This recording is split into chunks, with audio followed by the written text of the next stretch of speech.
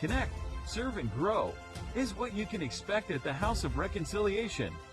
Leadership, community, education, wellness, and participation is part of our plan for your spiritual growth and success.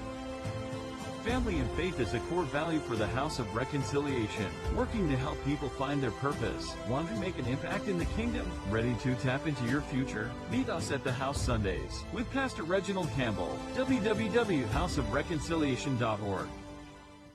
I am the seed, that grows, and advances the kingdom for soul winning. This word, bread of life, that I received today, is not only for me, but to be shared with others, that they may grow in Christ as well as myself for the purpose of successful living. Thank you. You may be seated. I want to take this opportunity to welcome all of you in and happy August. So we're just going to get to, I was talking off camera, asked how do you want your steak? Some said medium, but nobody said do you want it thick or do you want it thin or do you want it sliced? It's the first of the month. How do you want to get your stamps today? Thick and well. Okay, thick and well. Do it now? You don't want no cheap steak? Okay. All right, my age, I can't handle all that. All right, I want you to write. We're going to start out writing. First of all, I want you to write the number 8. And then I want you to write the number 4. The number 8 means new beginning, new creation, new birth. I'll say it again, the number 8. This is your month. In the month of June, the number 6 is, of course, is challenges. And then 7, the month of 7, July, is perfection. But what that perfection means is what toxins are you taking out of your life? What toxic? Who are you ending a negative relationship with that you're going to go in a different direction? What employer, employee, what friends that do not see your value? And so it has to become a new beginning as well as new creation. Because if you don't create something positive within you, then not only are your friends toxic, your environment toxic, we're toxic. So this is how powerful the number 8 is. Now, if I was talking to my brothers on the street, I would call it 8 ball. Because they can embrace an 8 ball in a pool game. And so remember those 3 things that you and I have to work on: new beginning, new creation, new birth. Now, I thought it was interesting when, as I get into the narrative of the class today, I have some challenges for the generations. But I thought it was interesting when it said number 4, which is today, right? Am I right? All right. It talks about creation and world.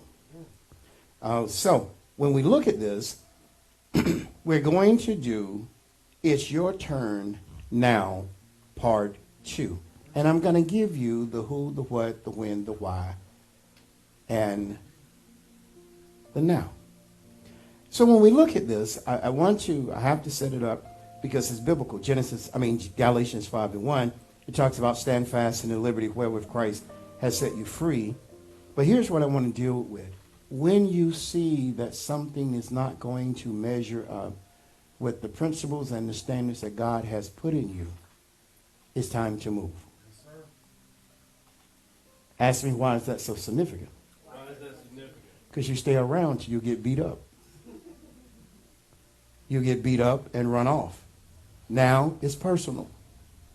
It first should be purpose and destiny. If it doesn't line up with my purpose and my destiny, I should begin to sow seeds to move on. If I stay, now I'm subject to get beat up and run over. Now I'm mad.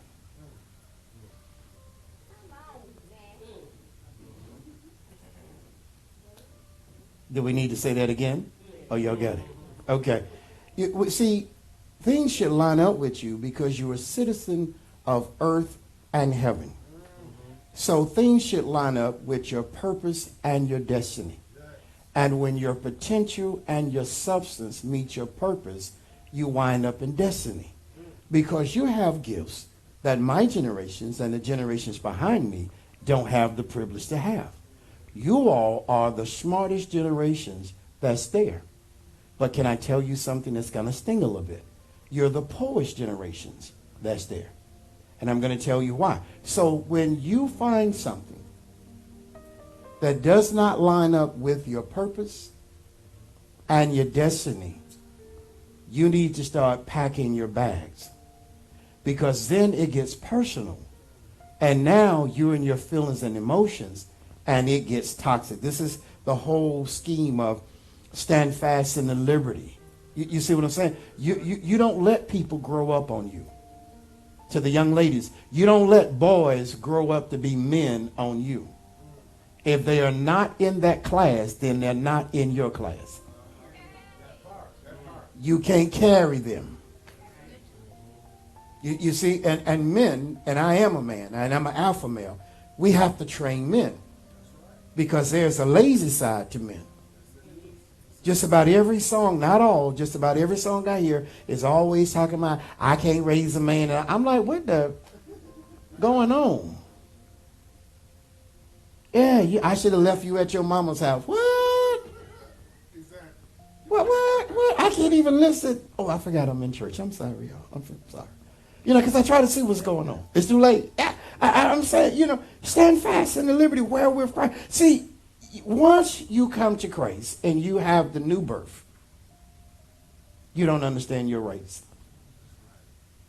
You don't understand your freedom. And where most people get drawn in is that God gives you a lot of things up front to show you that he's God. He opened doors. He show you things. You get things and you're like, oh, man, this is great. I love it. But then he opens the door to the wilderness. And the wilderness in this day and time is self-awareness and self-realization. Ask me, what does that mean? What does that mean? If you don't understand your faults and struggle, all you would do is drag another person down. You have to understand what makes you tick. And you must, now for the writers, you must find your triggers. And some of your triggers are hereditary. Am I making sense? Yes. So when it says it's your turn now, you've got to make a move. This is why we're having this conversation. You cannot be in, what was the word? What we did? You cannot be in a new beginning, a new creation, and a new birth with an old stinking musty you. This is just who I am. You just got to accept me. Don't nobody want to keep your trash. They care about you, but they didn't sign up with you to be drugged by you. Come on. Am I making sense? So look at somebody and say, I have some self-work to do. This is why the subject is, it's your turn now. So you're trying to get out the gate. And can I make a point? It's just like the Olympics on yesterday. I didn't get a chance to see it. But we have taken so many pictures, and I am so proud of her, Sha'Carri Richardson. Sha'Carri. See, you got the bougie people in. They Sha'Carri. You got to say Sha'Carri. And it's amazing they bougie and late. I guess the bougie wore him down this morning. No, but thank you. Say what's her name? Sha'Carri. They took Vogue. They took all these pictures, right? I'm rooting for her. I'm proud of her. I love her. That's how we chose this year's theme. I choose better. See, the problem is, because you're not in the limelight, you think you're not going to win. The problem is you're not mentally ready for when the gun goes off. When the gun goes off, it's an even race. And it is what you have put in you. And if you use the toxins to be angry rather than to push you forward. That's true. I'm proud of her. She got silver, first Olympic. Last time in Tokyo, she didn't get a chance to make it. So she's my hero. But in reality, who knew the young lady that was coming out of St. Lucia? Never in the world have they won a medal. See, people always favor or pick a favor, but you still got to run the race. They pick a favorite. They don't pick you. Well, you don't kind of feel like mode. I just don't know. We're going to talk about, now you got all the qualifications. Can I say this? But you don't have all the same colors.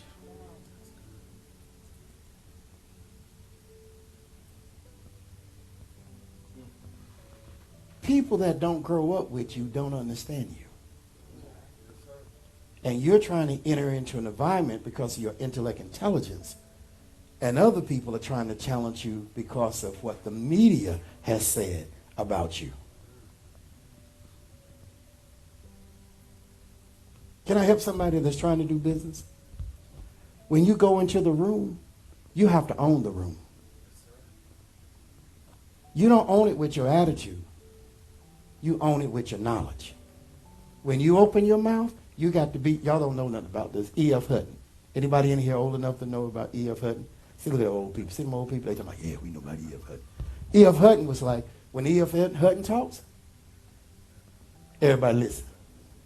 Everybody got to listen, because when he start talking, everybody listen. Your knowledge has to be above your constituents in the room. Can I work with you here for a minute? So we look at the latter clause where we're going to take the narrative from, be not entangled. So just come on, let's own this. Because I spoke with someone yesterday, and I said, we need to talk. They said, oh, bye.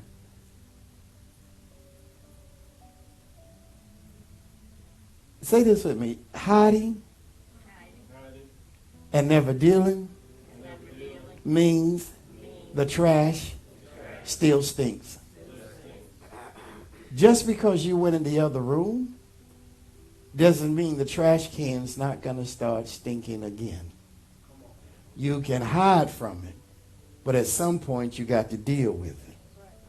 You rather deal with the odor than the maggots.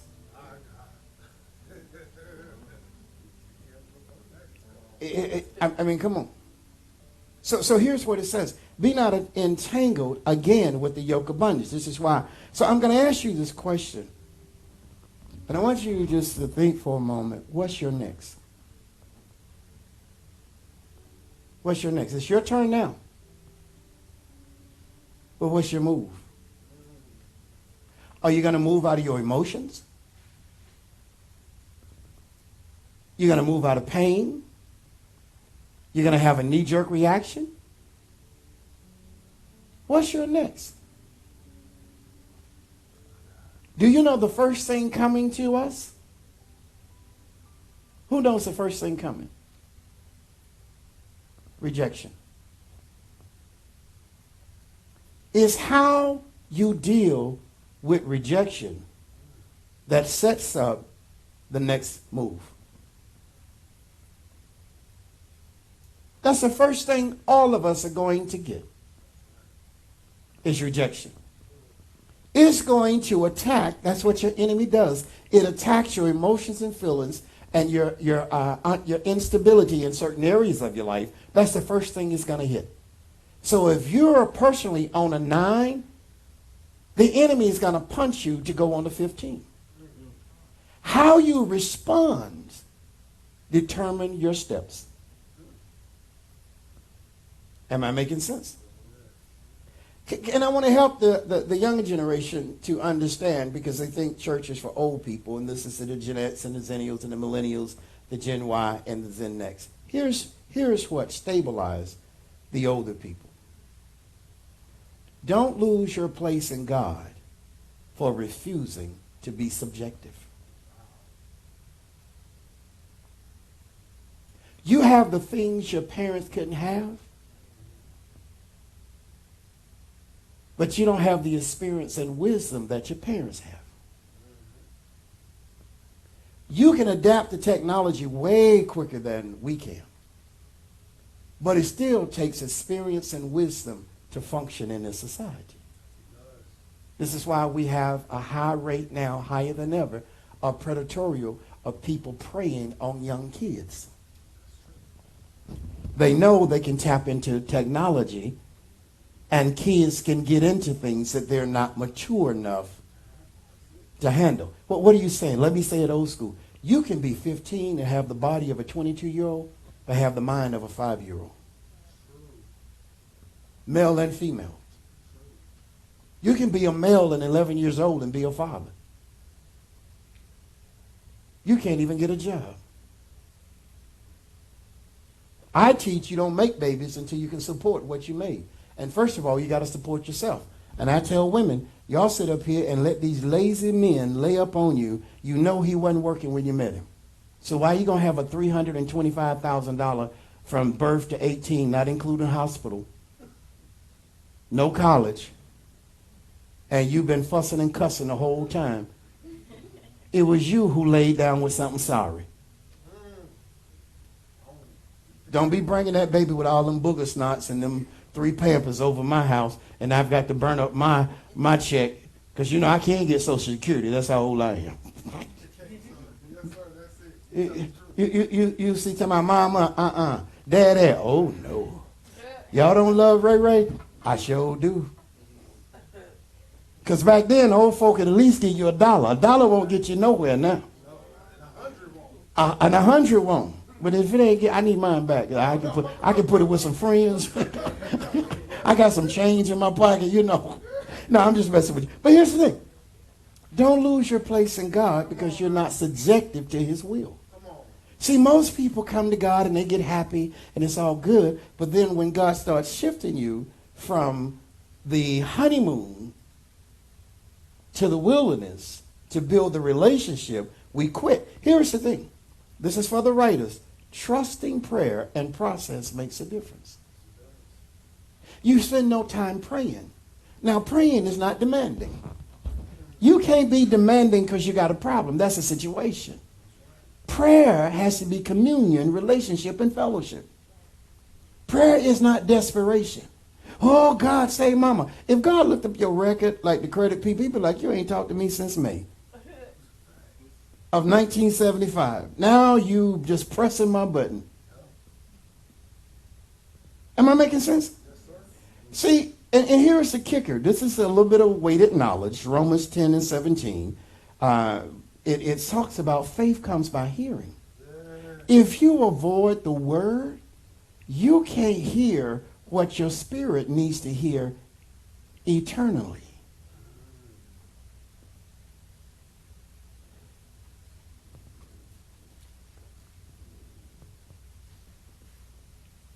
I'm gonna smoke a cigarette on that one. That right there. That right there. That right there. That right there. Right there. Right there. Right there. I need a Cuban cigar. That right there. Right there. Right there. Right there. That right there. Right there. Huh? That was the one now? That was some great. Yeah, that was the. Yeah. See, because see, you know, you can't hear beyond the noise. And God needs your inner ear to speak to your spirit. You got your headphones? Come on up here. I want you to put them on. But you somewhere booming. Flush rocking. Put them on. Put them on. I don't want my ear. I got that old earwax. Come on. Get ready here with me. Come on. Yeah, that's how you go right there. There you go right there. That is booming. Do it now? No, I need to keep out Washington. That's a figure of speech. Don't get choked in church. I'm trying to finish this. I know your birthday Tuesday, but I do funerals on Tuesday. I love when we have energy. You see, so we are here booming, we're boxing, we're rocking, we're grooving, we got the beat of the rhythm. And see, here's the thing. Here's the thing. Satan know you from Africa. And so he started, you said it. That's not racist, that's the truth. Humanity came out of Africa. Get mad, be pissed off, do what you want to do. But every humanity started in Africa. So you just up here, come on up here, stand up. This is how you go to church. Get a big wide shot. You don't even wear pants to church no more. You just show up in your drawers. Show up in your church drawers. You know, them your church drawers. You don't even wear, so you just be just rocking and God's like, I need to speak to your inner ear so you can handle this situation that's coming. And you just, you just rock it. You know, it's my song. Oh, let me rewind it. Beep. And then you just,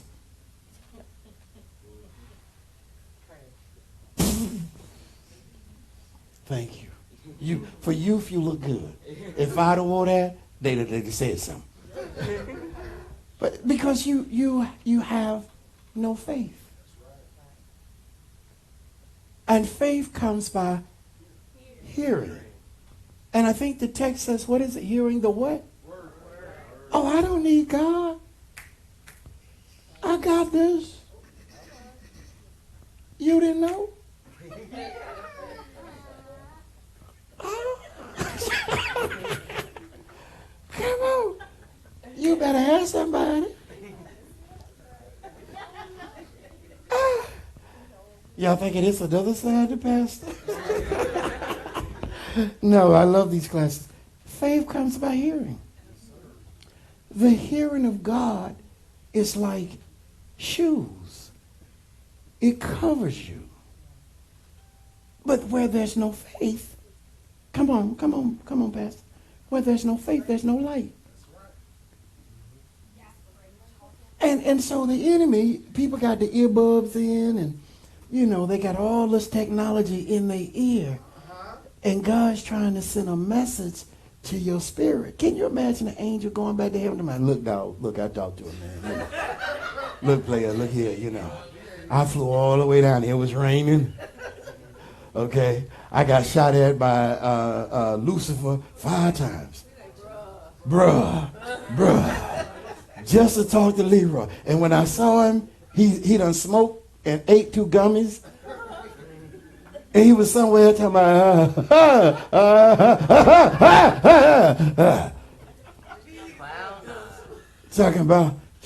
I gotta get my head right. How you mess up your head to get it right? You're gonna get it wrong one time and can't get it back. How you gonna mess up your head? I'm just gonna drink this here my favorite beverage. I'm just, I ain't gonna take but 2. I was eating some potato chips yesterday, and that's against the law at my age. And they was honey, sweet, and spicy. And I like spicy stuff. I said, I'm just gonna eat 2. I ate the whole bag. I said, Jesus is not Lord. Jesus is not Lord. I said it ain't the whole bag. I had no willpower.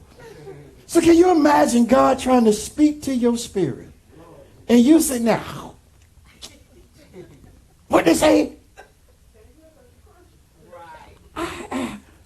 This is what, I have to teach this text in the text that they can get it.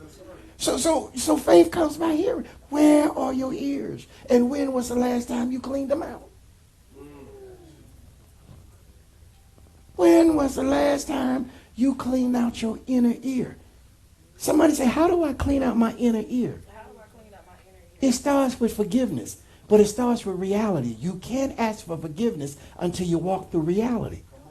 Because we blame everybody else for the mess. We started the fire, and we call the fire department.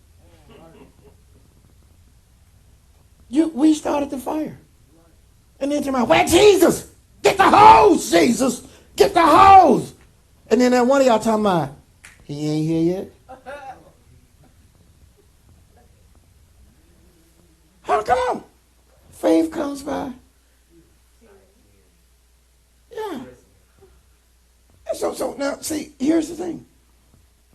If he cannot speak to your inner ear, then our spirit becomes unbalanced. And when we have an unbalanced spirit, and we already live in a toxic environment, now not only are we infected, we infect. Does this make sense? Now here is the escape card, because you say, well, okay, how do I get my inner ear clean? I get my inner ear clean by accepting my reality. I'm not there yet. Anybody want to say that now? Say, I'm not there yet. I don't have the experience. I don't have the wisdom. I have only 3% knowledge. But yet I want to be in charge.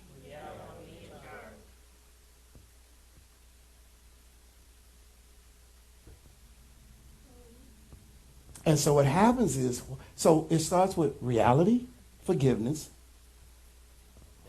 compassion.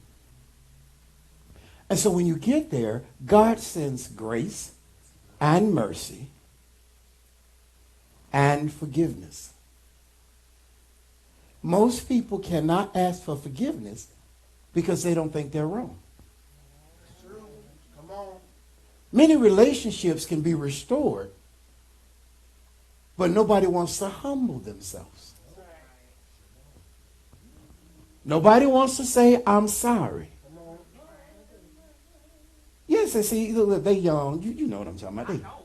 Yeah. See, you don't get it till you've been hit with a brick, you know. Then when you get hit with a brick and your mama say, I done told you, yes, ma'am. But some of y'all just got to get the brick. Just got to get the brick. Well, he told me. He told you he loved you 5 years ago. You need to say, are you in love with me today? Now, let me tell you about a healthy relationship.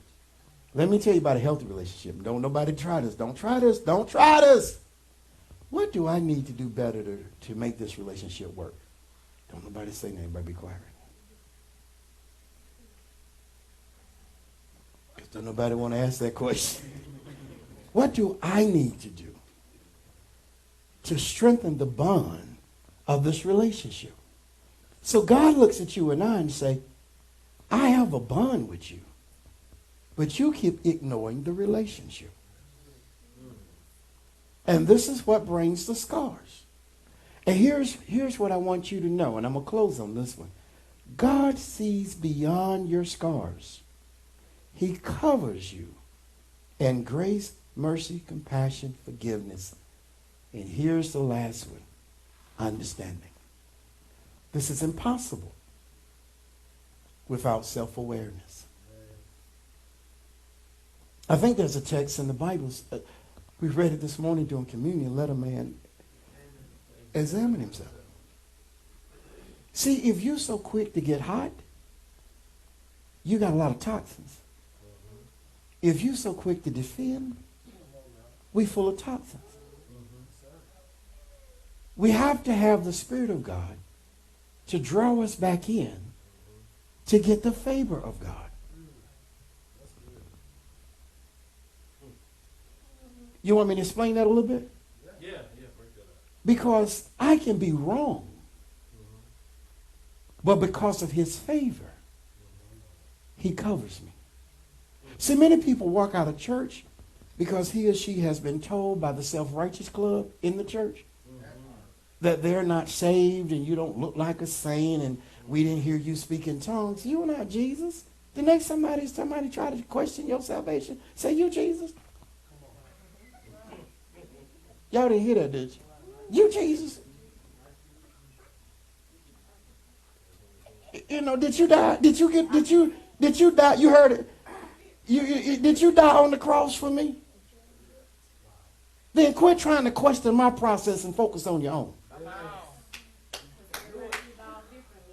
Everybody evolved differently. Don't throw me out with the bath water because I'm not wearing a long skirt. You know, don't throw me out. Don't throw me out now because you don't know who I be. That's one thing it bothers me about you. Oh, I don't know them. Well, do you think you know everybody? You supposed to know everybody. Everybody supposed to come by you because you the first daughter of the church. You the first lady of the church. You the preacher of the church. You the first son of the church.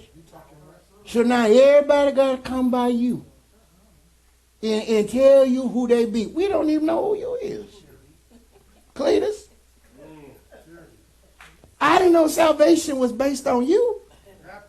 Maybell? I know it. Becky Urshan, Big Lucilla at the front door. Ain't nothing worse than a mean Ursher. With bad breath, just be at the door like. And they want to sit you on the need to get saved seat. You ever seen those people? And the Bible says, come as you are. Stop policing other people's process. Do I know?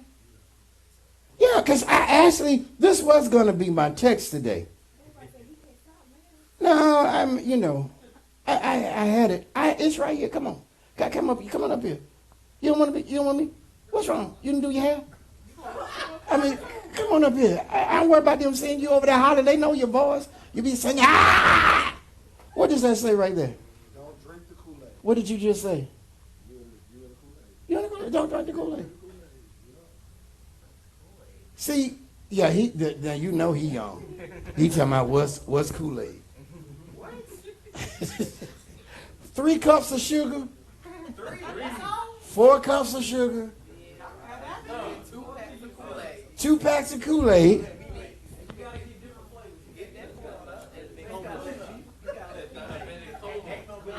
Yeah, Kool-Aid it's not the Kool-Aid, it's what you do to the Kool-Aid that puts you in a diabetic coma. So just like them people doing them gummies and smoking them blunts, Kool-Aid can have you talking about, yeah, dog. Oh, and now you want to add the chip. Now it comes back, Kool-Aid. God bless y'all. I'll see you soon.